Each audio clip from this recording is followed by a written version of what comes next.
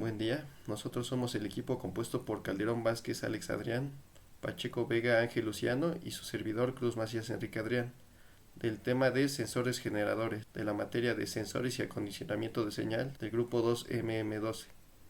Retomamos la exposición donde nos quedamos, terminando con los sensores piroeléctricos, continuando con sus aplicaciones y los sensores disponibles comercialmente. Bueno, retomamos ahora la exposición de los sensores piroeléctricos. En este caso, nos quedamos en las aplicaciones del sensor piroeléctrico. El sensor piroeléctrico tiene aplicaciones muy diversas. La principal de todas ellas es la detección de movimiento. Esta detección de movimiento solo es posible para seres vivos o para objetos que tengan gradientes de temperatura. Esto es porque el sensor detecta la radiación infrarroja que estos cuerpos emiten y la compara respecto al ambiente, generando en sí una diferencia de temperaturas. Si no existe esta diferencia de temperaturas, el sensor no funciona. Esta detección se usa principalmente para cámaras de seguridad que detectan la presencia de una persona o de un animal en el caso de documentales de la vida silvestre, o también en aplicaciones domésticas. Se usa en edificios para las escaleras, donde cada vez que una persona pasa cerca del sensor de noche se enciende la lámpara. De esta forma no se tiene que andar encendiendo la lámpara manualmente, ni tampoco se tiene que dejar la lámpara toda la noche encendida. De esta forma se ahorra electricidad. Según la bibliografía, estos sensores también se usan para monitores que se encienden de forma automática al estar una persona frente a ellos, o también se usa para inodoros automatizados, como es en el caso de los que existen en Japón. También otra aplicación muy común que encontramos es la de detección de presencia para encender luces, como es en el caso de los salones de Lupita, que cuentan con este sensor, que al encender el interruptor la luz se enciende momentáneamente, pero como no detecta la presencia de una persona, estas luces se apagan. También otra aplicación de estos sensores es para instrumentos de medición. Estos se usan en la industria química para detectar la presencia de una sustancia específica en una solución o en un alimento. Estos instrumentos también se usan para detectar una diferencia de temperatura en algún cuerpo, como es en el caso de las PCBs. Se puede detectar gracias a una cámara térmica diseñada con este tipo de sensores si existe una diferencia de temperaturas en una zona específica, y así encontrar algún componente que falle o que no funcione bien. También se usa para la detección de fuego. Este tipo de detección es gracias a la temperatura que existe en la habitación. Si existe una diferencia de temperaturas mayor a 60 grados Celsius, como es lo que indican los fabricantes de este tipo de alarmas, empieza a sonar la alarma. Esta detección de fuego se usa para detectar incendios en edificios, de forma que no se requiera que haya un incendio directamente. Esto es porque las alarmas de incendios comunes usan la detección de humo, la cual necesita que se esté quemando algo para activarse. En este caso se detecta solo con una variación de temperatura alta. Y bueno, los sensores disponibles comercialmente que encontramos son, en este caso, el módulo HCSR501, que es el que usamos en la práctica. Podemos ver que en este momento tiene un precio de 24 pesos mexicanos en AliExpress. Este ya, como vemos, incluye su lente de Fresnel y los componentes de acondicionamiento listo para ser usado. También encontramos otro módulo, en este caso un BD01A2. Este módulo se usa para luces de closets, para que cada vez que la persona abra la puerta del closet y detecte su presencia, se encienda la luz. Podemos ver aquí en este caso el sensor, que tiene un encapsulado diferente a los que ya hemos visto, pero que funciona de la misma forma. Podemos ver que este tiene sus terminales libres para conectarlo, y en este caso funciona con un voltaje de alimentación de 5 volts a una salida de 24 volts. También tenemos este módulo que es un detector de movimiento. Este es un sensor más simple que los que encontramos, por ejemplo, en la escuela. Este tiene un precio de 37 pesos con 80 centavos y de igual forma funciona con un voltaje de salida de 24 volts y una alimentación de 12 volts DC. Y bueno, tenemos también los sensores directamente. En este caso es un USEC FCEA 500-100 y podemos ver que tiene su encapsulado metálico como habíamos detallado en la sesión anterior, y este tiene un precio más elevado que los anteriores. En este caso tiene un precio de $95 con 47 centavos a precio unitario. Esto equivale aproximadamente a 1.800 pesos. O si se compra a granel 50 unidades, el precio baja a $76, que es aproximadamente 1.200 pesos. Y bueno, también encontramos el sensor PL001LN, este y el anterior de la marca Kemet. Y en este caso este tiene un precio más reducido, tiene un precio de $2 con 42 centavos, que aproximadamente son 50 pesos. Y comprando 5.000 unidades, este precio se reduce hasta 20 pesos. Y bueno, eso sería todos los sensores, todo sobre los sensores piezoeléctricos. Y bueno, mi compañero a continuación expondrá sobre el PVDF. Buenas tardes, buenos días. Hoy terminaré con la última parte de nuestra exposición. A mí me tocó la parte del PBDF o polivinil de difluoruro o fluoruro de polivinil, que en este caso es un tema añadido que tuve que investigar mucho a fondo acerca de esto. Pero bueno, empecemos, que es el PBDF. Es un polímero, o sea, que se refiere a un plástico. Así que en muchas cosas este material es no solo beneficiado para un sensor, sino también como construcción o materiales de carcasas, que viene muy bien a comparaciones del fluoruro de carbono, que aguanta más su punto de fusión debido a que es más alto. Así que también tiene su cadena semicristalina, que gracias a eso le concede algunas propiedades que lo hacen funcionar como un sensor, que de ellas hablaré prácticamente a continuación. Y esto es más o menos un ejemplo, una vista previa de cómo es el material. Se parece al Nylamid, es un material de estilo blanco, como un plástico que prácticamente no se rompe, no es rígido, es como si fuera goma, pero tiene parte rígida también. Y su fórmula química, aquí está representada la figura 105. Algunas características del PVDF lo resaltan mucho por el hecho de que tiene características piroeléctricas y piezoeléctricas muy, muy, muy buenas. Así que este material se utiliza mucho, mucho para algunos sensores de fuerza y de nivel. También algunas mencionadas como MIMS, que diré más adelante en qué se enfocan o qué es lo que se busca con esto, porque hay mucha previa investigación acerca de este material.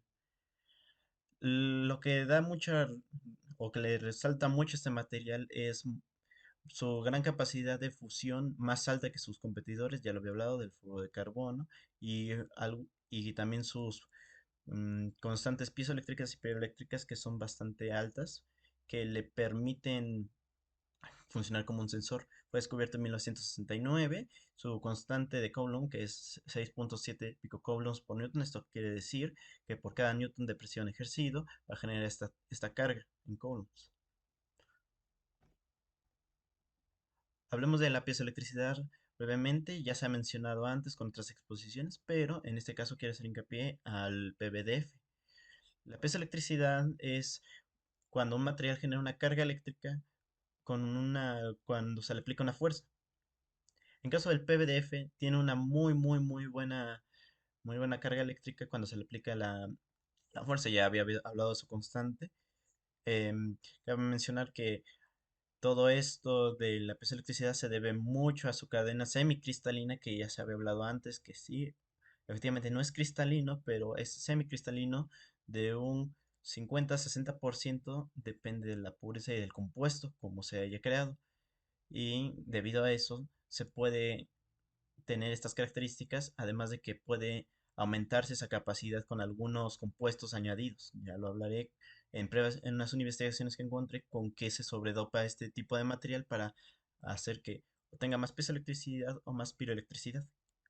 Aquí vemos una pequeña tabla comparativa del, de un compuesto de titanio, plomo y circonio y con el PBF. También aquí hablamos de su densidad, de la constante de, de, de piroelectricidad que ya lo habíamos hablado antes, que, que es mucho más eficiente que algunos otros materiales, además de que como se considera un plástico y fácil de fabricar, no es tan caro a comparación de que se fuera a hacer con una lámina de titanio o el circonio, o incluso que el fluoruro de carbono, que es incluso más caro en, depende del compuesto, pero la ventaja que tiene el PVDF es su facilidad de fabricación y también su punto de fusión alto y que muchas veces es más, digámoslo así, más fácil de conseguir y es más fácil de trabajar. Se parece mucho al Nylamine, muchísimo al Nylamine. Es un material blanco, como de tipo gomoso plástico, pero no es totalmente rígido. Así que no se tiende a partir tan fácil, se desbasta y se salen como si fuera plástico. ¿Entiende? La, la peroelectricidad del PVDF, ya lo habíamos hablado antes, vuelvo a mencionarlo de una forma general. Diferencia de temperaturas en ambos, en, en dos diferentes áreas, genera un diferencial de potencial, lo que hace que este produzca una corriente eléctrica. Hablamos ya de un poco de la punta fría y de la punta caliente, de cómo genera un diferencial de potencial y cómo puede ser medido y cómo puede ser incluso acondicionado. Aquí nada más voy a hablar un poco acerca de las características que van directas hacia este material. Y aquí tenemos un ejemplo de cómo una tabla característica de cómo es sobredopado el PDF para mejorar esta salida de voltaje por la diferencia de temperatura. Y este es el gráfico normal, digamos, de cómo es el PVDF en su estado natural, de cuando se fabrica únicamente el compuesto. Claro, esta tabla se mide a temperatura ambiente también porque eso puede afectar la piroelectricidad. Se trabaja en condiciones ideales. Hablamos un poco de MIMS, de por qué el PVDF es tan importante y por qué en este campo hablamos de las máquinas microelectrónicas o microsistemas mecánicos, que acá hablando un poco de historia, que Jacobs en 1986 empieza a generar esta idea, se empieza a generar todo esto de las micromáquinas a escala, que prácticamente esto da mucho boom en algunas áreas como por ejemplo la automotriz, que hablando especialmente del PVDF, el MIMS, son utilizados para acelerómetros. Al poder hacer que el PVDF tenga una constante de bien, piroeléctrica mayor, puede generar pulsos eléctricos o una voltaje eléctrico, haciendo que este se pueda utilizar como un acelerómetro debido a las fuerzas eh, que actúan sobre él. Claro, hablando de MIMS, el número la detección que tiene estos sensores en PVDF son apenas de unos milésimas de movimiento de Newton, mejor dicho, unas constantes de fuerza muy pequeñas y según el tamaño del sensor, este PVDF puede medir más o menos. Claro, el costo, al menos para el PVDF, es muy bajo. Están desarrollándose apenas esta forma de generar un sensor con PVDF. Encontré mucha información acerca de cómo el PVDF se está dopando con óxido de silicio y algunos otros materiales, con carbono incluso, para mejorar todos estas características. Sin embargo, hay otros materiales que son todavía mejor utilizados. El PVDF, principalmente su uso como plástico, es el principal uso que se les da, más como carcasas, como aislantes o para máquinas como plástico de ingeniería. Sensores piezoeléctricos de flujo de polivinil. Aquí hablamos ya un poco de lo que se está haciendo con el PVDF y cómo se ha llevado esta investigación. Hablando un poco más abierto ya de cómo se aumentan estas características de las que previamente hablé. Esto lo que se hace es el PVDF, que es el difluoruro de polivinil, se le añade un dopado con dióxido de silicio para aumentar la preelectricidad. De esta forma, se hizo el análisis de que el PVDF por sí solo es bueno, tiene una buena salida de voltaje, bueno, de potencia por la fuerza aplicada, pero estas características se ven mejoradas muchísimo ¿cómo por el óxido de silicio. Aquí podemos ver un poco de las gráficas que se hicieron a temperatura en condiciones ideales, a temperatura ambiente, condiciones ideales, y vemos un aumento desde el 20%, 30%, dependiendo de qué tanta cantidad de, de este material se haya sobredopado sobre el PVDF. Vemos que al 25% la salida de potencia es mucho mayor. Y aquí hablamos un poco más de cómo, de cómo es afectado este material con la fuerza. Vemos que de 0 a 10 kilogramos, bueno, newtons de presión, mejor dicho, perdón, este material responde de una forma muy buena y tiene una salida de hasta 7.5, 7.6 milivolts, haciéndolo muy ideal para poder acondicionarlo como un piezoeléctrico, como antes ya se ha mencionado, con su amplificador de instrumentación y después de eso su etapa de amplificación normal y después ya su salida dirigida a lo que uno quiera.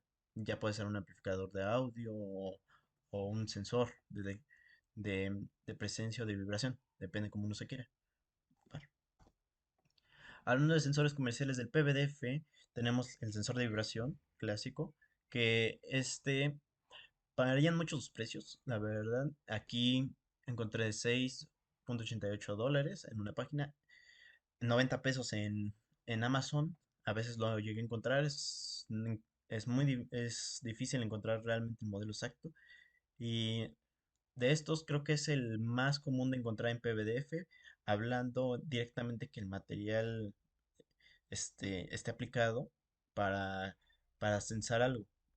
Debido que sí, el PVDF sí efectivamente está en otros sensores, pero no es el principal detector de la variable eléctrica o de la variable física que queramos ocupar. En este caso, encontré la forma de cómo se amplifica y cómo se acondiciona ese sensor de vibración por medio de de un op-amp y un pequeño filtro para las vibraciones. Igual aquí nada más es un filtro y esto aquí es un amplificador para que aumente la señal de nuestro sensor de vibración. Un sensor de flujo que principalmente la carcasa está hecha de PVDF y gracias a eso, debido a su piezoelectricidad, podemos hacer que el PVDF genere una corriente eléctrica según la presión que haya en, en su deformación. Aquí tenemos unas tablas comparativas que encontré de este modelo. Este modelo son para uso industrial. Anda rondando los 1,200 a 1,500 pesos. Sí es caro, pero por los resultados que envían las tablas y por el datasheet que se encontró, es muy bueno y mide de manera eficiente todo lo que es la presión. Bueno, claro, aquí hablamos de condiciones muy ideales, muy linealizado, pero realmente ese no es el comportamiento. Hay, hay variaciones, por supuesto, en la vida real, pero para eso se hacen estas tablas para, según el caso, que sea la forma más ideal del acondicionamiento que se ocupe.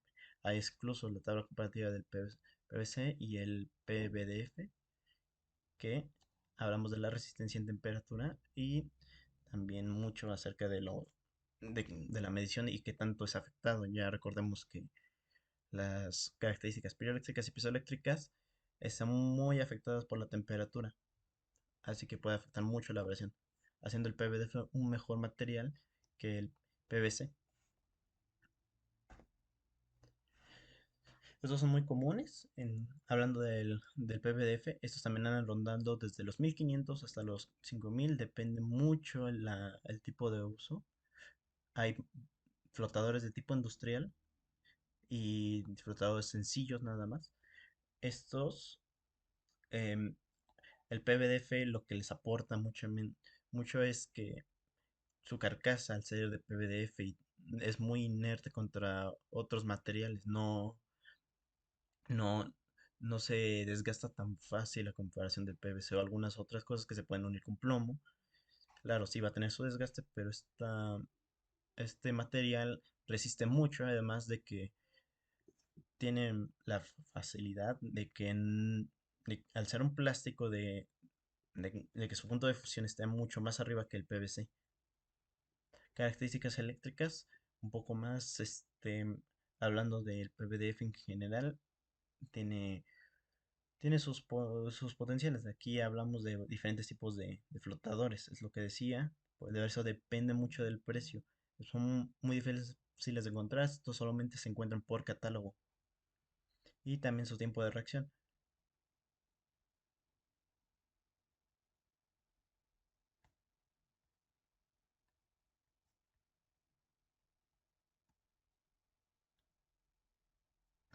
Ya para finalizar con lo de MIMS y todo este tema general del PVDF, hablar un poco de sus usos de hoy en día y de los que se piensan a futuro también de MIMS y todo esto que involucra el PVDF. ¿Por qué lo recalco tanto? Por el simple hecho de que los acelerómetros se basan en el PVDF para hacer este tipo de micromáquinas. Principalmente el uso está en el área automotriz para hacer los acelerómetros de precisión y ubicarlos en diferentes lados y con diferentes presiones. Para eso se tienen que hacer de diferentes tamaños y también varía el tipo de acelerómetro que según el tamaño también los costos de fabricación. Aunque yo tengo entendido que el PVDF no es costoso en sí el realizar un sensor de acelerómetro con este. Además del uso que encontré la fabricación de sensores de presión para el área médica de PVDF exclusivamente, que son unas placas que se le ponen a los músculos del paciente para medir su fuerza o cuánta fuerza ejercen hacia las placas. Los venden como en kits. No viene un precio definido. Tengo que ponerlos en el apartado del listado, pero sí que están. Ya vienen acondicionados. Simplemente te venden las placas junto con el módulo que traduce ya todos esos pulsos eléctricos. Y en la área industrial ya vimos las válvulas, los sensores de flujo y los flotadores. Particularmente el PVDF se ocupa más hoy en día como plásticos, como para hacer carcasas más que para un sensor, aunque se está llevando a cabo las investigaciones para realizar más sensores basados en este compuesto más que nada. Y claro, para poder potenciar sus características, como hemos visto, se han hecho estudios con óxido de silicio para hacer mejor su electricidad y también con carbono para mejorar igual la electricidad, pero basados en acelerómetros. Ese sería más que nada los usos y también algunos ejemplos y también para finalizar el PVDF se está sustituyendo ya por muchos plásticos, más que nada por el uso de, de sus propiedades, tanto por su punto de fusión de 175 grados, que es mucho mayor al PVC, a su resistencia al desgaste y como es muy inerte el material del PVDF, prácticamente no, no pierde, no se combina tan fácil con otros materiales que es amarillento así. Sí tiene su desgaste, sí a largo plazo sí tiene reacción con otros elementos, pero se prefiere por ese mismo hecho. Además de que sus propiedades mecánicas lo hacen que no sea tan rígido y sea un poco flexible, haciendo que pues, sea mejor para la fabricación de piezas o carcasas.